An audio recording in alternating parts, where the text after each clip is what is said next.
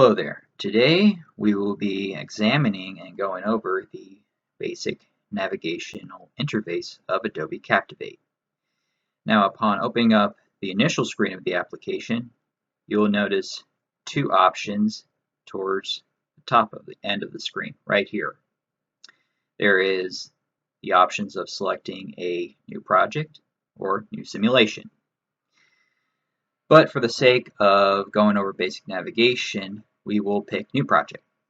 And upon waiting for your project to load up, in any moment now, we will then look at the top three viewable selections of screens right here.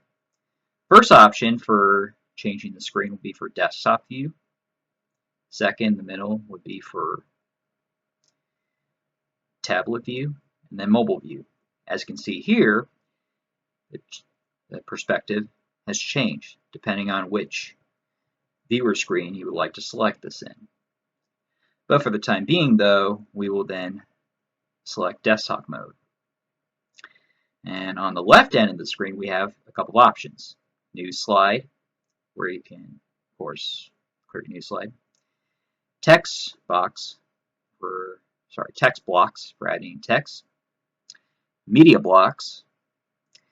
Then we have interactivity, branding blocks, widgets, and then finally we have an option for creating a new simulation and or capture a screen.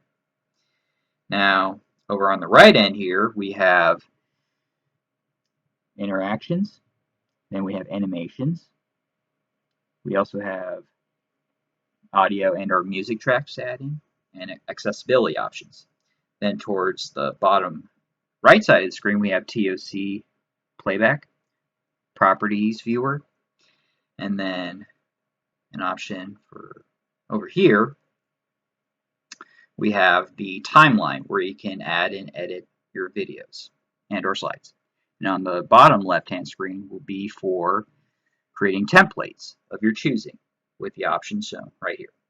Now that said, if you want to exit out of here, you can click the home button on the top left end.